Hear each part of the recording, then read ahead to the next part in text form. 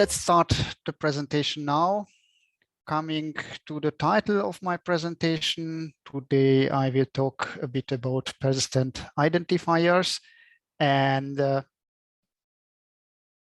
where I am, sorry.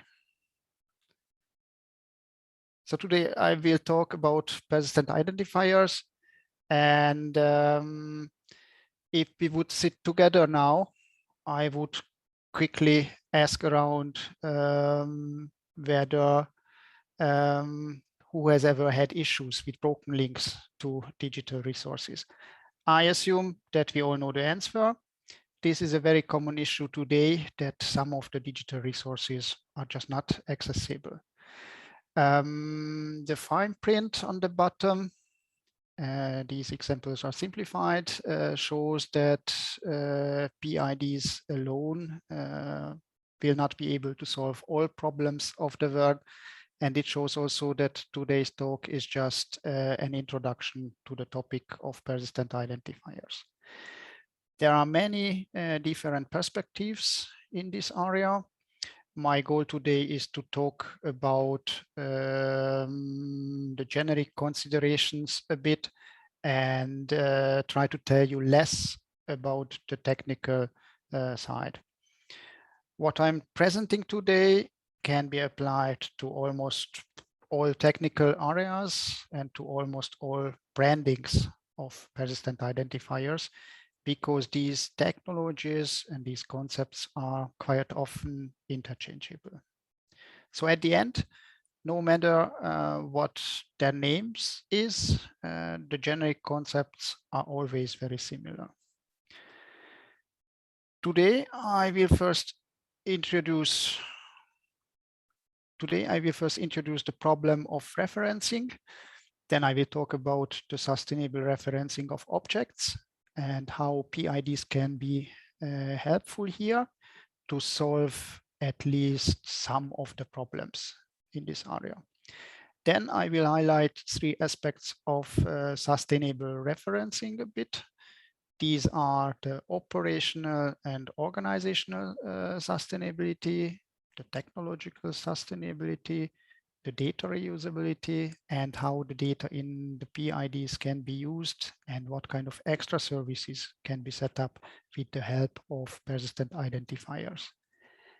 At the end, I will show a few practical experiences and discuss some open questions, which I collected with the aim that I can give some additional thoughts to your data management concepts, if you have any. I would also use this list of practical issues to open the floor to the questions at the end. So let's start with shifting our focus to the problem of referencing. What is referencing actually about, and what is the main problem here? As you all may already know, we have more and more data, and digital data has become more and more important, both in the private sector as well as in the world of research. I don't think that I have to explain that in detail. It might be enough if we briefly think about the pandemic situation and our work in the home office last year. We will immediately see how dependent we became on data, and especially when we need to reach that data. So there is a lot of data, but when can we use this data, and when are these data objects useful to us? They are useful only if we know the existence of this data, and if we can find these digital objects, and if we can reach this data. If this is not the case, we cannot do anything with the data, and we cannot work with the data. That is why referencing, and especially sustainable referencing, is very important. There are many concepts that describe this.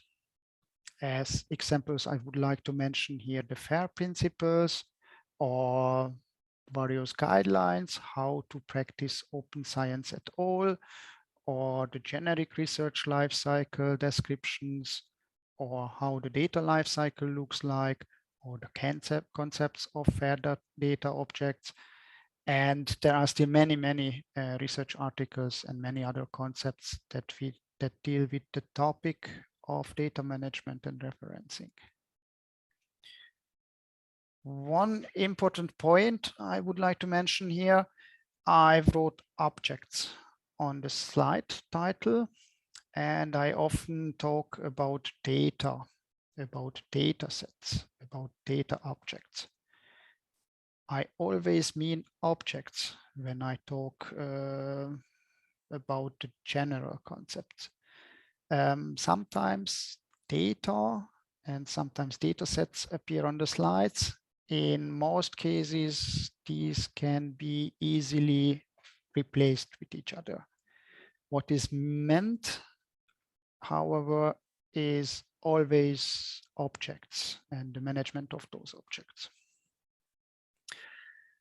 So why sustainable referencing is so important? Here on the slide, you can see an example. This figure shows kind of a typical research project or a research project with a generic research lifecycle. It often looks like this in the research project. In this research project, some data is generated by researchers. This data is then stored in a specific data service.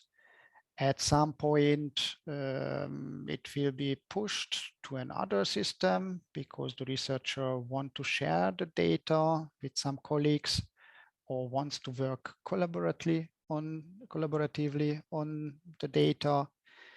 And this kind of sharing at the beginning might be just within the projects, but at some later point, the researcher would like to make it available to the broader public. So the data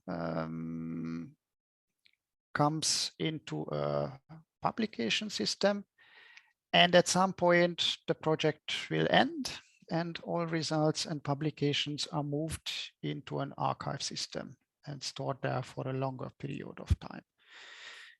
Now, how can I access these objects during all the time?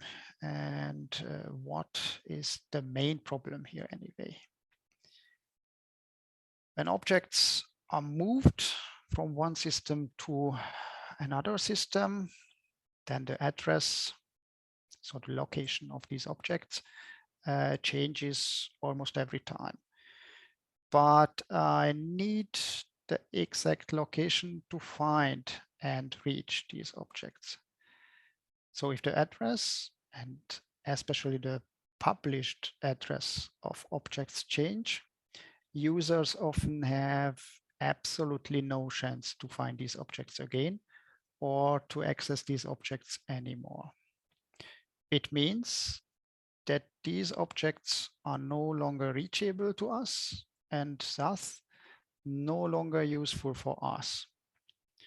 Do you remember on the hyperlink broken sentence on my first slide? This is the case now. But can we do anything against this situation? Can we make these kind of references a little bit more usable for the long term? The answer is yes. Yes, we can. One of the possible solutions could be the concept of PIDs, the concept of persistent identifiers. So how are persistent identifiers used and how does a PID work exactly? Here's the figure again on the right, with one small difference. Something new has been added in the middle of the figure.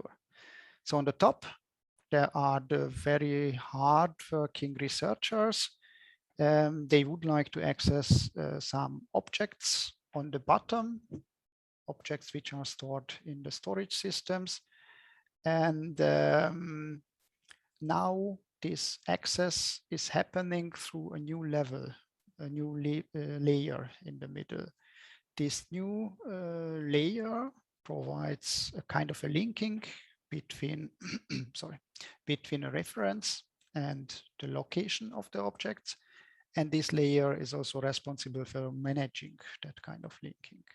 And this is the layer of the persistent identifiers.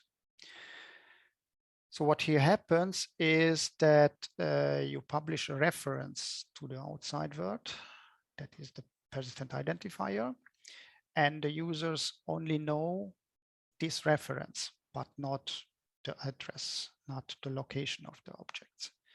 This reference is then translated into the specific address at the PID level by a so-called resolver. How a resolver works and how the resolving process works in the middle, I will come to that in a second. So the basic idea here is that you no longer publish the address, but a reference. And inside this reference, the address, the location is stored somehow. How can I use such references? There are a few use cases here on the slide. One use case is sharing. That is the sharing of data, the sharing of objects with others. A very good example and a very common example in my daily work is the referencing of climate data. And the fact is now that climate research nowadays receives pretty much attention in the society. So quite a lot of data is collected, quite a lot of climate data is collected, and many different disciplines check this data out quite carefully. Therefore, this data, actually discipline-specific data, must be shared somehow between the disciplines, and any kind of researchers from the various disciplines work together on this data. So the data objects are all provided with the references, and the references are shared among the researchers. So the exact address of these objects is not shared, but only the references, and only the persistent identifiers are shared with the collaborators.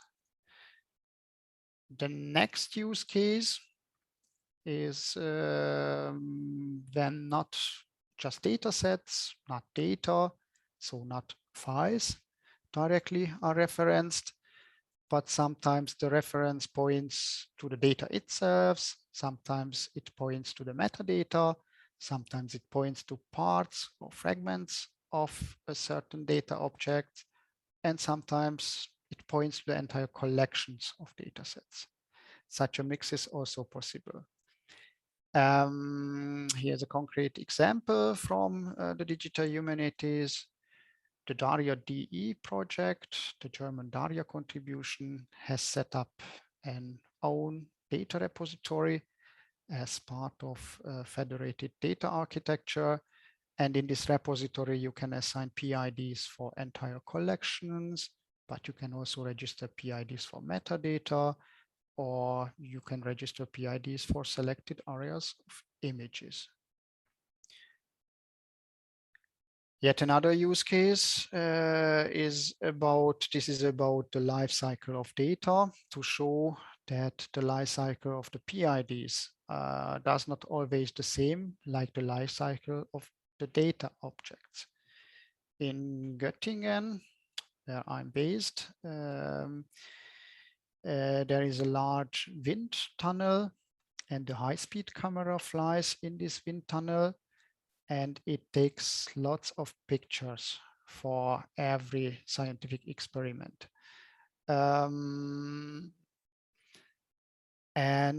Initially, a lot of data is generated, and researchers evaluate this data at a later point in time. Some camera images are useful, some are not so useful. Some data is shared with other researchers at a very early stage, some data shared later. In any case, the data gets a persistent identifier immediately after creation. And if it turns out that the data is not really important, then the data gets deleted. However, the persistent identifier of the data stays there. So PIDs are kept. And in the PID record, a note can be added that this data record existed from day A to day B. So everyone who wants to access this data record through its PID, it will know that this data record actually existed at some point in the past or will exist in some point in the future, but it is not the case now. This kind of additional information can be noted in the PID record, and this information still exists even if the data itself has already been deleted. And that, well, that doesn't necessarily have to be in the past. In the case of paper publications, in the case of articles, it is often the case that the PID DOI is communicated even when the article is not yet been published. After these examples, I continue with some details on persistent identifiers. So what are persistent identifiers? The term persistent identifiers consists of two parts, persistent and identifier. First, I will say some words about identifiers. Identifiers are nothing new. They have been around for a long time and have been used well before the digital era. There are various identifier systems exist, and in general, we can say these systems and the identifier concepts can be divided into two large groups. One group includes the IDs, which somehow have to be registered because there is a registration authority which assigns these IDs. And the other group includes the IDs where people agree on a method, on a standard. And if you know how to generate the ID from a certain object and which method to use, then you will always end up with the same identifier. An example here, or examples here are all of our biometric data, which can be used for face recognition or for fingerprints. So my fingerprint is or will be always the same. And if a well-defined method is used to capture my fingerprint, always the same ID will come out. Something similar exists in the digital world of data also. Here, the digital fingerprints of data are the so-called hashes. There are a lot of methods how you can create such hashes, how you can create proper hashes. For example, most of the cryptography world is based on such methods. The other group includes all the IDs that have to be registered somewhere. Such examples are your passport number or car license plates. So there is always a registration authority here. You go there and you get an ID which is assigned to your thing. In the digital world, the IDs also should be actionable, especially machine actionable. We like that a lot because then we can actually do something more with these IDs. So what are persistent IDs assigned for? PIDs can be assigned to a lot of different things. For example, to all possible research outputs, and some literature probably labels it as research results. Well, it started with scholarly publications, and published articles in journals had been given such IDs. Later, data sets were added, and recently, research software and tools have also been published and got their own IDs. But also persons get IDs who are either authors of an article or who created the data sets. A good example here is the ORCID identifier. Also organizations, funders, projects, instruments, scientific devices can also be referenced. So practically almost everything can be referenced and identified with persistent identifiers. Now I come to persistence for a moment. The term persistence refers, at least how I understand it, to the commitment to the entire ecosystem around persistent identifiers. So this is not just the identifier itself, but everything around the identifiers and around the services. I will now briefly talk about the sustainability and reusability of PIDs and the various aspects of sustainability and reusability. In addition to the technical sustainability, I will briefly describe the operational and organizational sustainability, and I will say some words about the data reusability in the context of the PIDs. So what happens with the data which is inside the PIDs, how metadata exchange and interoperability could look like, and what can you do with all the metadata in the PIDs. And this leads us to the PID graphs and other added value services. And this is actually the main part of today's presentation, to show these sustainability aspects in the context of the persistent identifiers.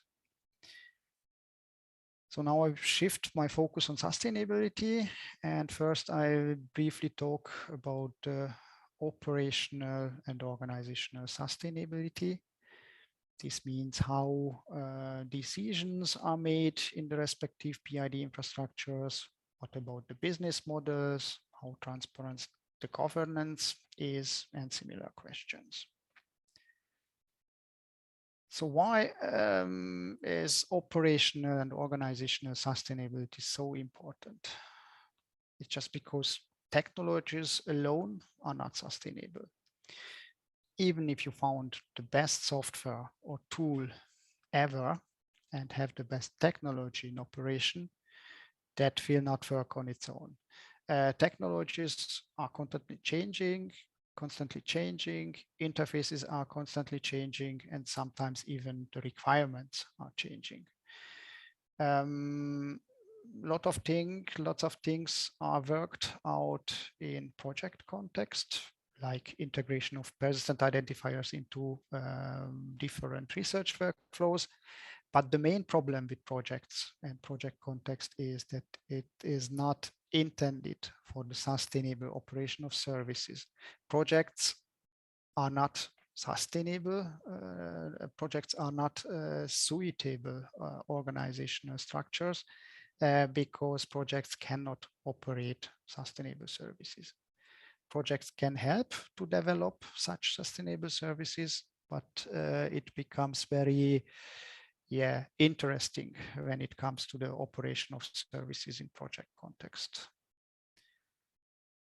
When it comes to services in the PID context, it is not just a classic IT service management approach, it's a little bit more. I won't go into details here, but the point I would like to make here is that the PID service or the PID ecosystem can only be operated sustainably if the organizational structures which are backing this ecosystem are sustainable. How could such a sustainable organizational structure look like? On the next slide, I have an example here about how we do it in Göttingen. The campus Göttingen is quite big. There is the University of Göttingen, some institutes of the Max Planck Society, also Institute of the German Aerospace Center, and some other research institutes. For the campus, it was always important to participate in such sustainable organizational infrastructures when it comes to persistent identifiers. And therefore, Göttingen is involved, for example, in the EPIC consortium. I will come to this in a second, which deals with handle PIDs in DataCite, where DOIs are assigned, and also member of DONA, where the whole world of handles is coordinated. I will very briefly show one slide for each of these organizational structures, just to put them into context. The first example is the Persistent Identifier Consortium for e-research. I'm just mentioning 3 main points here. EPIC is a consortium which provides PID-related services to researchers and research institutions who cannot or do not want to run own services for persistent identifiers. All founders of EPIC are quite well-established data centers or computing centers which have long experience in the operation of stable services. They are also involved in various e-science projects, research projects. So they are not coming from the sector of publishers. And the goal here and the business model is quite different than it is in the sector of publishers. The consortium also offers some extra and added value services around PIDs. Another example is DataCite. The original focus of DataCite was on the assignment of DOIs for published data sets. DataCite have distributed offices worldwide. In Germany, Göttingen is responsible for all DataCite DOIs, assigning prefixes for all DataCite DOIs, which has something to do with the arts and humanities. If you would like to know more about DataCite, I've put the website on the bottom. Regarding DONA, regarding the Digital Object Naming Authority, I would like to mention just 2 things. It governs the handle structure at the very top level, and it coordinates the prefix registration and coordinates the global services in the handle infrastructures.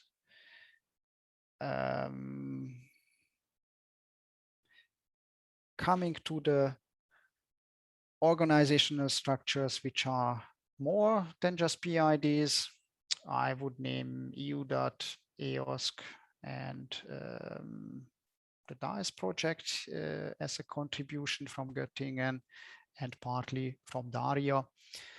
And I would like to highlight that the role of persistent identifiers is being recognized in these organizational structures. As an example here, the EOSC architecture, I would just like to highlight that on the bottom, you see that PID services are now part of the core services in the European Open Science Cloud. I would also mention that there are services, these kind of PID services, which you can use, sorry, which you can use without any cost for you.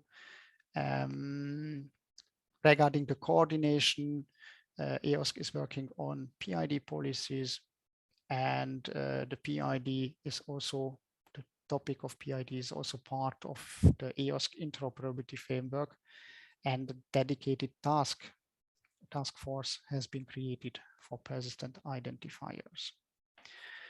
So much for the organizational structures. There are many organizational structures, but there are also many technologies. And so I come to the point of technical sustainability and technical reusability in the area of persistent identifiers.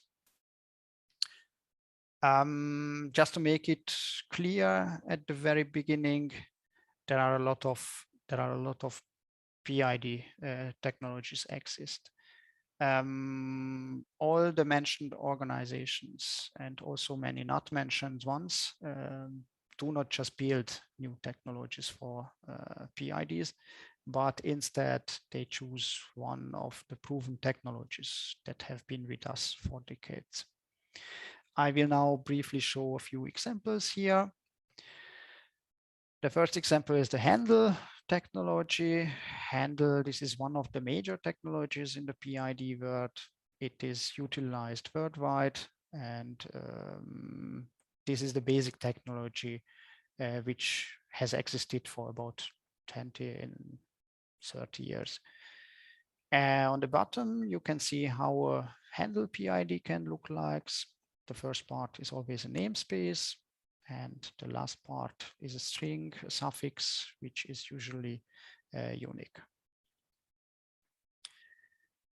Another example is DOI, technical basis of the digital object identifiers. DOIs is the handle system. So DOI is a kind of a branding of handles. DOI is managed by the International DOI Foundation.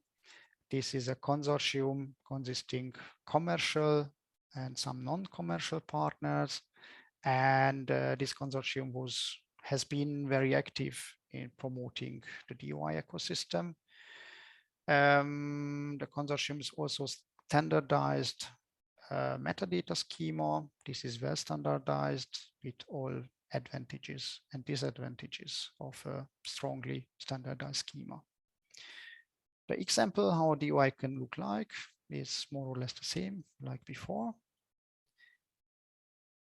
Next example is URN, the Uniform Resource Name. This is a standard for identifying resources.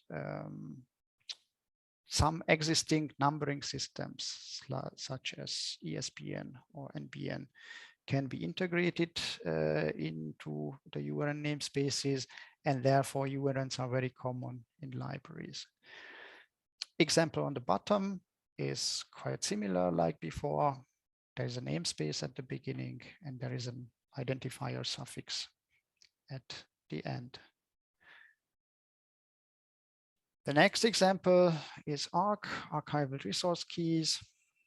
This is a special URL that can be used different ways. It can link to objects, it can link to metadata of the objects, it can link to the provider or institution of the objects. The example on the bottom is quite similar, namespace and then the local identifier string. So there are some other technologies out there. What I just would like to highlight that the concepts are always very similar. There is a unique ID and there is a resolver which can resolve this ID, and there is a redirection to the location of the digital objects. I have here an example how such a resolution could look like.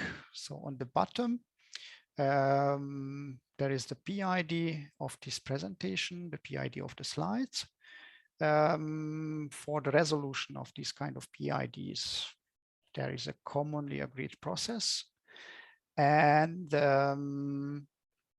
with this PID, you can go to the global resolver of the handle word, and this resolver understands that this namespace is handled by one of the Epic servers and delegates all these requests to the PID services on the bottom, and you will get back the exact location of my slides. via the persistent identifier layer.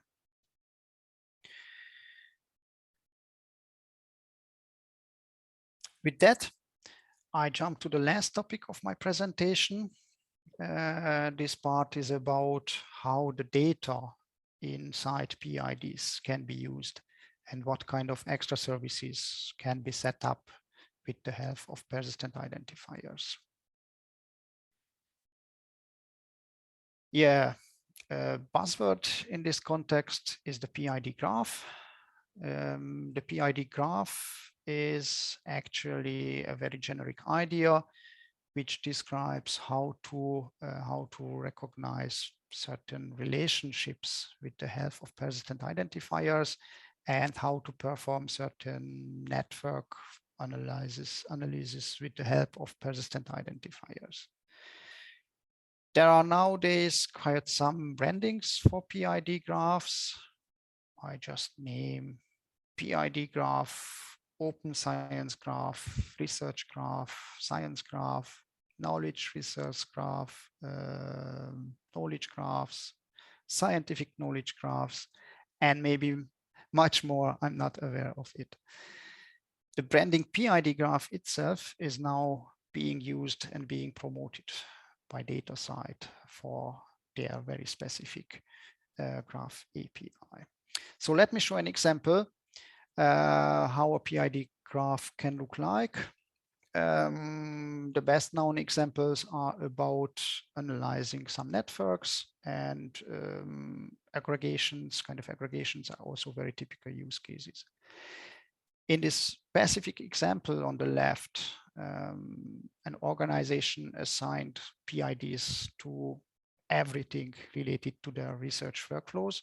So all articles, all data sets, and all scientific devices used in the research workflow got persistent identifiers. And now the organization wants to know which scientific publications exist where data sets were used, which are coming from a particular sensor. So in the center, in the middle of the graph is the PID of the sensor device and everything. So all the data sets related to this device, because they were created by this device, are somehow linked with this device node. And also the articles based on these data sets are shown on the graph. The example on the right is also an aggregation. It shows the number of overall resources and the links in the PID graph available via the DataCite graph API as of last year. For doing such things, it is important that the PIDs are somehow standardized and the metadata fields in the PIDs are well defined. This is the concept of PID types and concept of data types. In order to make these kind of graph queries, there are unfortunately a great number of query languages exist. These languages are usually more than just being an API for querying that kind of graph information, but rather a technology decision, which also might influence the underlying infrastructure. So when you want to query several PID systems, like the ones with author IDs and another one with article IDs, article PIDs, just to show this kind of relations between authors and articles, then it starts becoming interesting because these are different systems and there are mainly two ways how to do it. The first one is the federated approach. Here, not everything is stored in one dedicated system, but the live query is distributed between several systems and providers. So you ask all the systems, more or less in real time, and you bring the data together from those systems. Or the other way is the more traditional way, where you first extract all information about the nodes and all information about the links between these nodes, and you try to reassemble all this information in the target system. And then you query your target system and create that kind of graphs. Either way, type standardization is a very important part of the success. Here's a slide to really just introduce the topic and show how a PID record could look like. I won't go into details, but on the screenshots, you can see that the metadata fields themselves are identified with PIDs. Let me take an example, like the field author and the type author. When someone says that this is a field to name your authors, it is usually absolutely not clear how I should exactly use that field. Using type definitions means that I don't just say author, but I register in a so-called type registry my very concrete definition of how the author field should look like. I then assign a PID for this definition, and I use this PID as a unique identifier for the metadata, for that particular metadata field. There are different services for that. These were mainly developed in the Research Data Alliance context. So the background of these services is commonly agreed. And as an example, on the bottom, this is the data type registry service run by the Persistent Identifier Consortium. Here you can define and register your types with the exact description. This description gets a PID, and this PID can then reference this definition worldwide.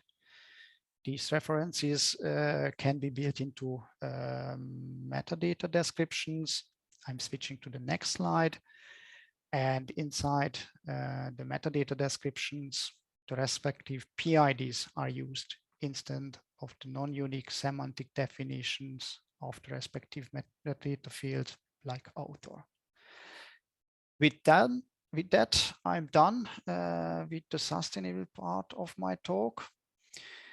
I still have 2 short slides with a few practical experiences and some open questions that I have brought with me. This could be quite interesting input for the discussions. So I briefly show these 2 slides to motivate our discussion. Here are a few topics that are discussed very often in the context of persistent identifiers. One area is the granularity of PIDs. So what should be referenced? What should get a PID in a book? Every page, every single page in a book, every sentence on page. Another topic is the metadata inside PIDs. Should we include metadata in PIDs? Should we store metadata externally? Or how to do with this kind of metadata? Lifetime of data and lifetime of PIDs. I've already mentioned an example where data and PIDs can have different lifetimes. So what happens to the PID when the object is deleted? Owners of identifiers, owners of data, who owns the data, who owns the PID, who owns the replica of data, who owns the replica of PIDs? Interesting questions.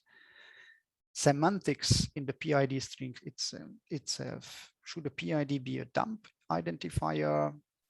Yeah, in this case, the likelihood of human error is high. If you have ever tried to type an international bank account number, you know how inconvenient such a long string, such a long dump string can be. Next are the landing pages. So when you access a PID, what should be displayed? What should be on the landing page? Should the object itself be displayed? Should the metadata of the PIDs or the metadata of the objects should be displayed? And what about objects with different representations? So which version, which representation should be shown? And an evergreen discussion. what is an object, how to define an object. Is it just the data? Is it the data and the metadata? It differs. When it comes to different PID systems, yeah, my take-home message is all major systems meet the normal requirements. So I would say no matter which one you choose, the main thing is to use one. There are, however, some differences in, for example, branding, policies, or data lifecycle. There are systems that can actually only offer services for published objects, but there are also differences in the services and in the tools that you get for maintaining your PIDs. Or differences might be regarding to the resolver. The main difference here, will you get a public resolver service for your PIDs, or do you need to use a very specific resolver, or you can even must have your own resolver? Anyway, my personal feeling is that all these differences between the various PIDs are becoming more and more blurred. This brings me to the very last slide, just to sum up what this presentation was about. I first discussed a bit the problem of referencing. Then I talked about how PIDs can help here. I highlighted three aspects of sustainable referencing, and I showed how the data inside PIDs can be used and what kind of extra services can be set up with the help of persistent identifiers. And I finished with showing some practical experiences and open questions from the field of persistent identifiers. I hope I was able to give some additional thoughts to your data management concepts. And I think I can open the floor to questions now.